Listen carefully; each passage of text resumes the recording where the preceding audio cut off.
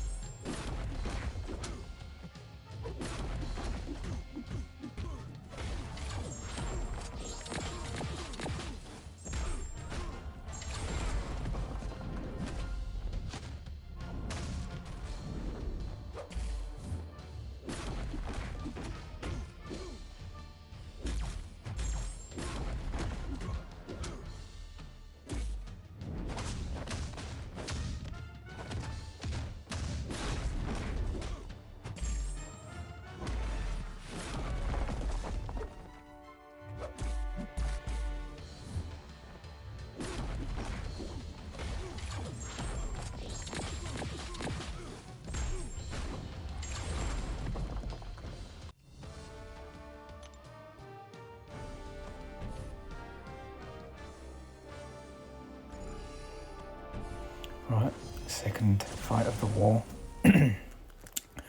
We're up against a Havok, so last war we fought him on literally just the node right before this one. Honestly, the one before is a longer fight, but this is probably the harder one, because Havok, obviously, you can't parry him as easily, and if he's hitting into your block and throwing heavies, he's got heavy hitter, so that's what makes him annoying here mostly. But yeah, it's still not too bad if you nail your re-parries. And again, like I said, for the Maw fight last war, don't rely on them, because as you can see there, sometimes your re-parries aren't going to stick and he's actually going to throw the heavy after his first hit into your block. So just manage your spacing, get your heavies in when you can, and yeah, I mean, it doesn't even have to just be heavies. You can knock him down with specials as well if you're not getting enough openings for heavies. But overall, it's just Warlock up against Havok again. It's a fight you can manage, just have different ways to knock him down. Also, don't worry completely about knocking him down too often. You'll get those windows to do it, and then that's where you can really get your damage in.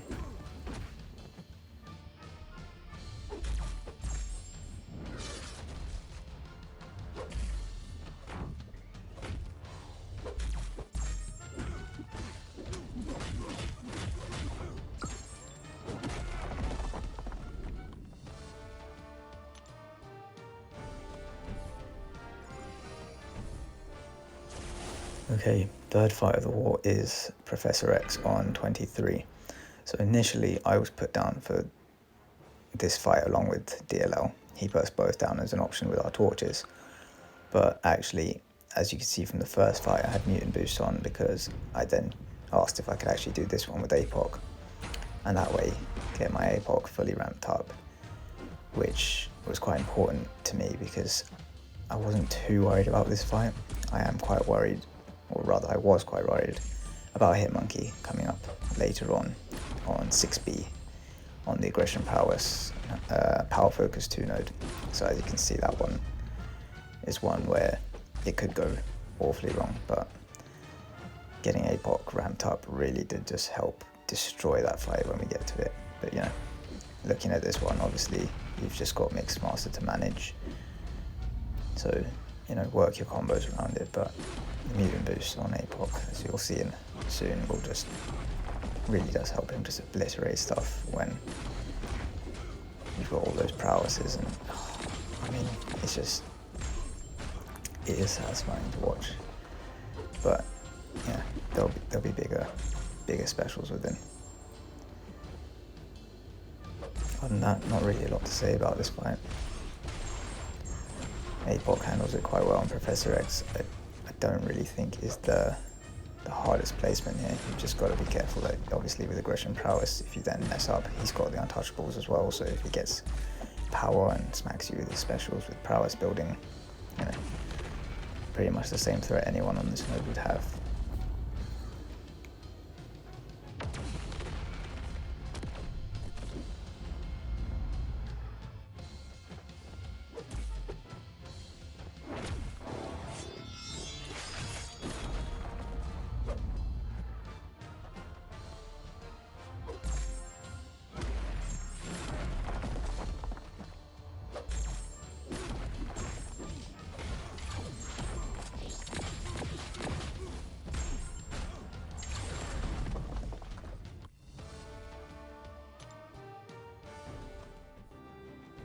Okay, so fight number 4 of this war is against Iron Infinity War on Rage. So this is one I'm actually quite confident with.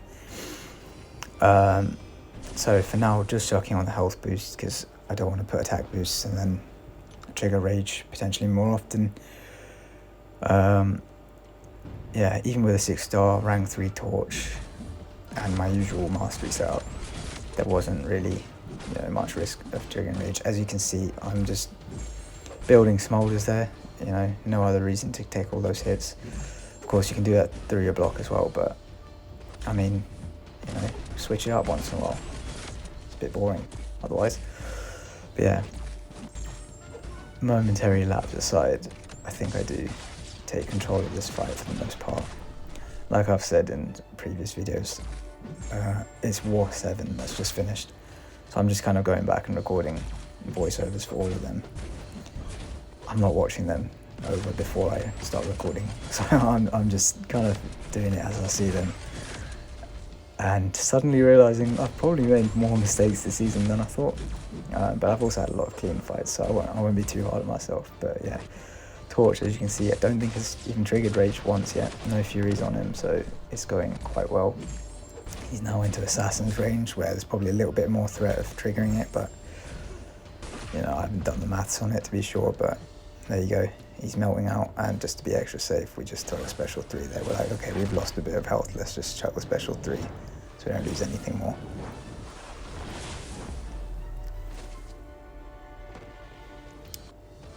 Yeah, nice clean solo, keeps the deathless streak going for the season. We then have a hit monkey, the one that we kind of feared going in. So I've healed up Torch as well. That's for the next fight. So I do 6 fights this war. But yeah, this hit monkey, was worried about him, but in reality, as you can see, I'm pretty well boosted. I've got an invulnerability in case I mess up on dexing his special 1, which is the one I intend to bait more. Obviously his special 2, I don't think that can be evaded, or maybe if it can, I can't. So special 1 I'm pretty comfortable with evading, but Apoc being an XL character, sometimes it's a bit more difficult to nail them. Get the first one down, so that, you know, always helps to build your confidence in the fight. The main aim is just to get to that special 2 really, and that with the power back boost, that's, you know, really gonna do a lot of damage. This was my first time running a war with Apoc and power back boost, and you know, I got excited when doing the voiceover for the Prof X fight, but I soon realised, oh, that special wasn't as big as I thought it was going to be. But this is the fight where I really see Apoc and the power backs and why people have so much fun with it. So I just run in at him. I'm not sure why. Just so early on his heavy, and it hits me in the face. And I mean, just look at that. Look at that damage. It's taken out so much, and put me back up to a special 3 to finish off the fight and just not have to worry about anything. Decent guy, this guy, isn't it? I think on forums people was calling him a dud when he came out. Pretty good dud. But yeah, final fight. I don't think there's going to be a lot to say about this one, so I'll make this one it's quick. It's torch, it's ebb and flow intercept, crumbling armor. Yeah, so you go into pre-fight. I can't remember if it had redouble determination as well, or if they removed that. I think they did. Oh yeah, they did remove it. They put mighty charge now, isn't it? So yeah, that's why you really want your pre-fight for this, just because then she can't shrug off anything, because they're not debuffs. And of course, I mean, Tigra as it is, you know, can be a bit of a funky champ in terms of the way she moves, so having the pre-fight just means I can get it down quicker. This is my last fight of the war, so I'll be done. No more torch fights. So yeah, why not use it here? As you can see, get my intercept in early, get hit in the face, you know, a bit of everything for you in this fight. But yeah, a little bit sloppy rushing in there, getting hit in the face, but obviously it's going down so fast that I could kind of afford it, and that one too, shouldn't really be taking that. But yeah, that was that.